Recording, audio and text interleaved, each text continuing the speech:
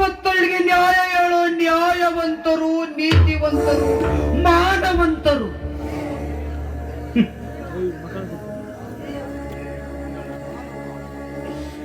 ಮಾನವಂತರ ಮನೆ ಅಂಗಳದಲ್ಲಿ ಹಾವು ಬಂದು ಮುತ್ತು ಮಾಡಿತ್ತು, ನಿಮಗೆ ಗೊತ್ತಾಗ್ಲಿಲ್ಲ. 10 ಜನರಿಗೆ ನೀವು ಅಮೃತ ಕುಡಿಸಿದ್ರೆ ನಿಮ್ಮ ಮನೆಯ ಅಂಗಳದಲ್ಲಿ ಇರುವ ಹೊತ್ತಿನಲ್ಲಿರುವ ಹಾವು ನಂಬಿದವರಿಗೆ ವಿಷ ಕೊಡಿಸುತ್ತೆ ಎನ್ನುವುದು ಯತ್ನವರಾಗಿ ನೀವು ಇದನ್ನು ಇದು 10 ಜನರಿಗೆ ಪಟ್ಟು ಮಾಡಿ ತೋರಿಸುವ ನಿಮ್ಮ ಅನ್ನದ ತಟ್ಟಿನ ಸತ್ತವಿದ್ದ ಹಂದಿಯನ್ನು ನೀವು ಮರೆತಿದ್ದೀರಿ.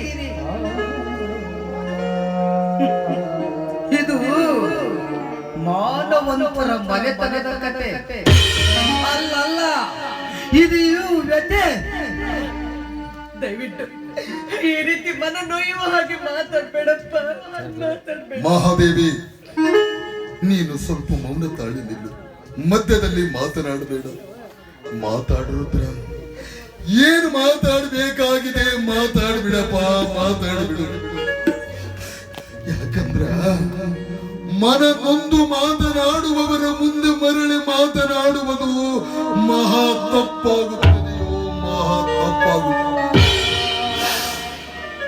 ಮಕ್ಕಳನ್ನು ಕಳೆದುಕೊಂಡವರ ನೋವು ಎತ್ತ ಕರುಳಿಗೆ ಗೊತ್ತಾಗುತ್ತಿದೆ ಹೊರತು ನಿಂತು ನೋಡುವವರಿಗೆ ತಿಳಿಲಾರ್ದು. ರುದ್ರ, ಇವತ್ತು ನಿನ್ನ ಮಗಳು ಸತ್ತಿಲ್ಲ, ನನ್ನ ಮಗಳು ಸತ್ತಿದ್ದಾಳೋ, ನನ್ನ ಮಗಳು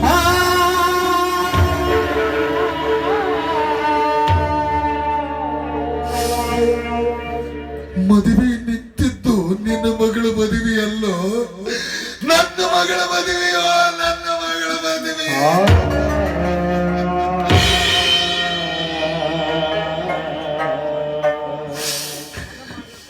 ಮಗ ಮಾಡಿದ ತಪ್ಪನ್ನು ಮುಚ್ಚಿಕೊಳ್ಳುವಂತ ಮೂರ್ಖ ನಾನಲ್ಲೋ, ನಾನಲ್ಲ. ಯಾರೇ ತಪ್ಪು ಮಾಡಿರಲಿ, ತಪ್ಪು ತಪ್ಪೆ. ತಪ್ಪು ಮಾಡಿದವರು ಎಂಥ ದೊಡ್ಡವರಿದ್ರು ತಪ್ಪು ಮಾಡಿದ ಮೇಲೆ ಸಣ್ಣವರ.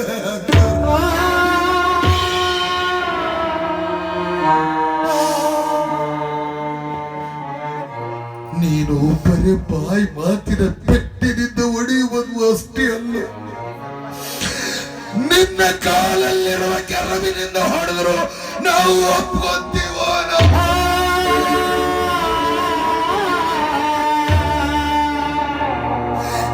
ಯಾಕಂದ್ರೆ ಇದು ಮಕ್ಕಳನ್ನು ಹೆತ್ತವರ ಕರ್ಮ, ಕರ್ಮ.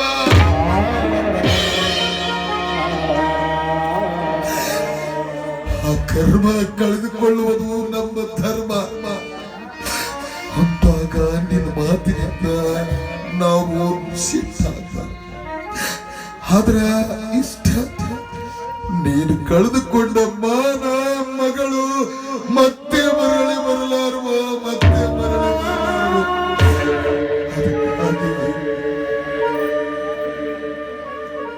ಅದಕ್ಕಾಗಿ ನಿಮ್ಮ ಮಗ ಮಾಡಿದ ತಪ್ಪನ್ನು ನಾ ಮರೆತು ಬಿಡೆ. ಮರೆತು ಬಿಡು ಅಂತ ಹೇಳಲು ನಾನೇನು ಹುಚ್ಚನಲ್ಲೋ, ನಾನೇನು ಹುಚ್ಚನಲ್ಲ.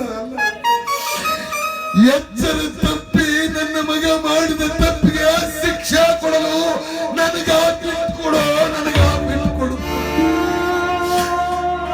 ಅದು ನಿನ್ ಕೈಯಿಂದ ಆಗ್ಬಾರ್ದು. 10 ಜನರಿಗೆ ನ್ಯಾಯ ಹೇಳಿದ ನಾನು ನನ್ನ ಮಗನಿಗೆ ನಾನು ಶಿಕ್ಷೆ ಕೊಡದೆ ಹೋದ್ರ ಆ ಶಿವನು ಸಹ ಮೆಚ್ಚಲಾರನು.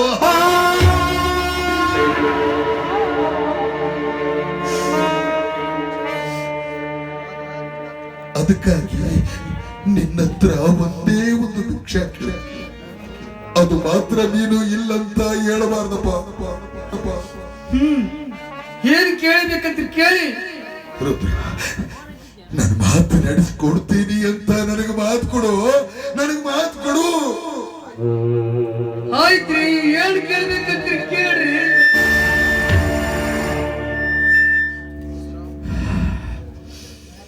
ರುದ್ರ, ಸುತ್ತ 40 ಹಳ್ಳಿಯ ಜನರ ಮನಿತನದಲ್ಲಿ ನನ್ನ ಮನಿತನ ನ್ಯಾಯವಂತರ ಮನಿತನ, ಮಾನವಂತನ ಮನಿತನ. ಇಂಥ ಮನಿತನದಲ್ಲಿ ಹುಟ್ಟಿದ ಮಗ ಇಂಥ ಕೀಳು ಕೆಲಸ ಮಾಡಿದ್ದೇನೆಂದು ಮಂದಿ ಗೊತ್ತಾರೆ.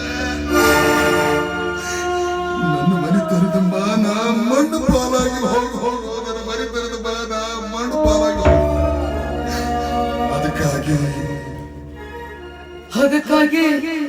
ಅದಕ್ಕಾಗಿ ನಾನು ಹೇಳ್ಬಾರ್ದು. ಯಾವ ಕಾಲಕ್ಕೂ ಯಾರ ಮುಂದೆಯೂ ನಿನ್ನ ಮಗಳ ಸಾವಿಗೆ ನನ್ನ ಮಗನೇ ಕಾರಣ ಅಂತ ಹೇಳಬಾರದು.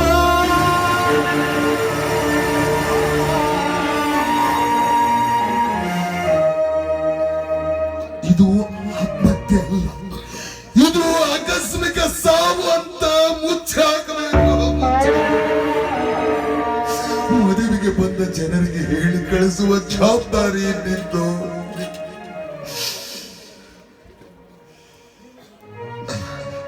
ರುದ್ರ,